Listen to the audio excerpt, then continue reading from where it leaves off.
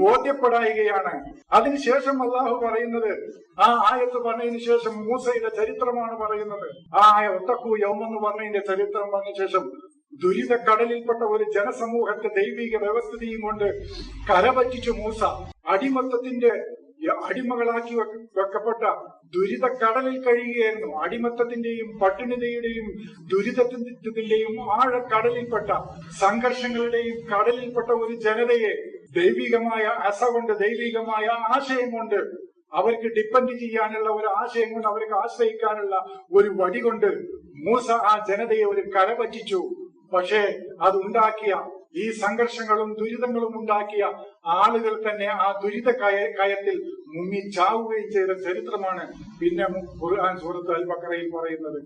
ഇത് ജനങ്ങൾക്ക് ബോധ്യപ്പെടുന്നില്ല. ജനങ്ങൾക്ക് ഖുർആനിന്റെ ആവശ്യകത ബോധ്യപ്പെടുന്നില്ല. ദൈവത്തിന്റെ ആവശ്യകത ബോധ്യപ്പെടുന്നില്ല. ഈ ആവശ്യകത ബോധ്യപ്പെട്ടെങ്കിലേ മനുഷ്യൻ ഖുർആൻ അനുസരിച്ച് ജീവിക്കാനും ദൈവത്തെ മനസ്സിലാക്കാനും അംഗീകരിക്കാനും ദൈവികതയിലേക്കും തിരിച്ചു വരികയുള്ളൂ. അങ്ങനത്തെ ആത്മീയത ലോകത്തെ പഠിപ്പിക്കാതെ രക്ഷയില്ല. ഇത് എന്നെങ്കിലും കിട്ടുന്ന ഒരു ഹൂറലി കിടക്കുന്ന ആളെ കിട്ടൂല.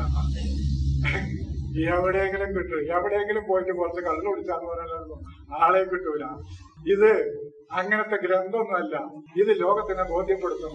ഖുർആനിലെ ഓരോ വചനങ്ങളും ഒന്നൊന്നുമായി ബന്ധപ്പെട്ട് വരുന്ന വചനങ്ങളാണ്. ഇവരിൽ അങ്ങനെയല്ല.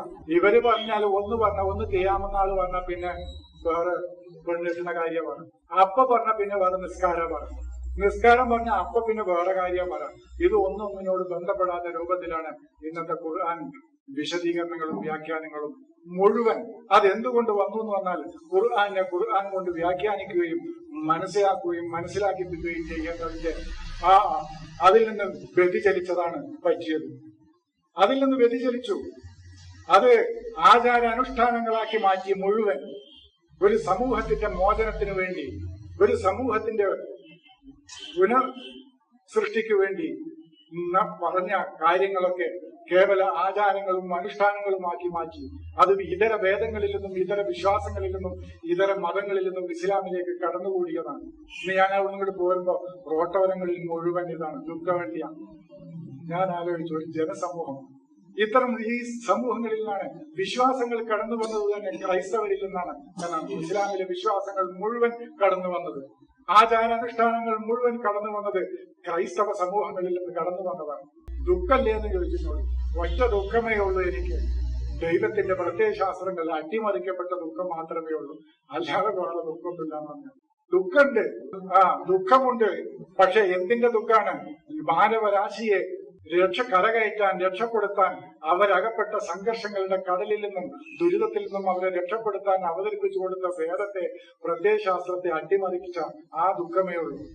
കഷ്ടപ്പെടുന്നവരുടെയും ഭാരം വലിക്കുന്നവരുടെയും അധ്വാനിക്കുന്നവരെയും രക്ഷപ്പെടുത്താൻ വന്ന ഈസയെ ഇവര് ആചാരാനുഷ്ഠാനങ്ങൾ പഠിപ്പിക്കാൻ വന്ന ഒരു പ്രവാചകനായിട്ട് അവതരിപ്പിച്ചു. അദ്ദേഹം വന്നത് ആചാരാനുഷ്ഠാനങ്ങൾ പഠിപ്പിക്കാനല്ല. മുഹമ്മദ് വന്നതും അതിനല്ല. ലോകത്തൊരു പ്രവാചകനും ഒരു ജനസമൂഹത്തിന് ആചാരാനുഷ്ഠാനങ്ങളുടെ കുറവല്ല. ഇത് നമ്മൾ പറഞ്ഞ ഇവര് ആചാരാനുഷ്ഠാനങ്ങളോട് എന്താത്ര ദേശം. ആചാരാനുഷ്ഠാനങ്ങൾക്ക് അതിന്റെ ഫലമുണ്ട്. അതിന്റെ അസത്യത്തിന് അതിന്റെ ഫലമുണ്ട്. അത് ഞാൻ നേരത്തെ തുടക്കത്തിൽ പറഞ്ഞല്ലോ. അതുകൊണ്ട് ബെനിഫിറ്റ് കിട്ടൂല എന്നല്ല പറയുന്നത്, അത് ശാശ്വതമായത് കിട്ടൂല എന്നാ ഖുർആൻ പറഞ്ഞത്. പാർശ്വഫലങ്ങൾ ഉണ്ടാവും അതിന്. അതാണ് അതിന്റെ പാർശ്വഫലങ്ങൾ ഉണ്ടാവും. ആചാരാനുഷ്ഠാനങ്ങൾക്ക് അതിന്റെ ഫലം കിട്ടും. പക്ഷെ അതുകൊണ്ട് സമൂഹത്തിന് എന്ത് ഗുണം എന്നാ ഞാൻ ചോദിക്കുന്നത്. സമൂഹത്തിന്, ഈ വ്യക്തിക്ക് തന്നെ എന്താ ഗുണം? അല്ലാതെ ഇതുകൊണ്ട് ഇതിന് ദേഷ്യം ഉണ്ടായിട്ടല്ല. അപ്പൊ ഒരു ജനസമൂഹത്തിന്റെ മോചനമായിരുന്നു പ്രവാചകന്മാരുടെ മുഴുവൻ ദൗത്യം. ഇവർ പറയുന്നത് മുഹമ്മദ് നബി ഒരു ഭാഗത്തേക്ക് തിരിഞ്ഞു നിൽക്കായിരുന്നു ആ ജനതയുടെ പ്രശ്നം. മുഹമ്മദ് നബിക്ക് ആകെ ഉണ്ടായിരുന്ന പ്രശ്നം ഈ എവിടെ പോയി ഇതിന്റെ കിബിലൊന്ന് മാറ്റി കിട്ടിയെങ്കിൽ എന്നുള്ളതാണ്. അവിടെ കിബിലയുണ്ട്, ആരാധനകളുണ്ട്, ആരാധനാലയങ്ങളൊക്കെ ഉണ്ടല്ലോ. മുഹമ്മദ് നബി വരുമ്പോഴും ആ സമൂഹത്തിന്, ആ ജനസമൂഹം ഒരു ഭാഗത്തേക്ക് തിരിഞ്ഞു നിൽക്കുന്നുണ്ട്. അതിന്റെ കുറവില്ലല്ലോ. അവിടെ ആരാധനകളുണ്ട്, ആചാരാനുഷ്ഠാനങ്ങളുണ്ട്. എന്നിട്ടും എന്ത് ആ ജനത അങ്ങനെയായി? സംഘർഷങ്ങളിലായിരുന്നു ആ ജനത, പട്ടിണിയിലായിരുന്നു ആ ജനത, അജ്ഞതയിലായിരുന്നു ആ ജനത, മനുഷ്യരുടെ ഒരു അവകാശങ്ങളും വകവെച്ചു കൊടുക്കാത്തതായിരുന്നു ആ ജനത, യുദ്ധങ്ങളും കൊണ്ട് കൊടുമ്പിരിക്കൊണ്ട ഒരു ജനതയായിരുന്നു. ഒരു ദിശ തിരിഞ്ഞു നിൽക്കാൻ ഒരു ഇടമില്ലാഞ്ഞിട്ടാണോ? ആരാധന അനുഷ്ഠാനങ്ങളില്ലാഞ്ഞിട്ടായിരുന്നു ആ ജനതയുടെ പ്രശ്നം. ഒരു ദിശാബോധം, ശരിയായ ഒരു ദിശാബോധം ആ സമൂഹത്തിന് ഇല്ലാതെ പോയതാണ് ആ സമൂഹത്തിൽ ഉണ്ടായ പ്രശ്നം.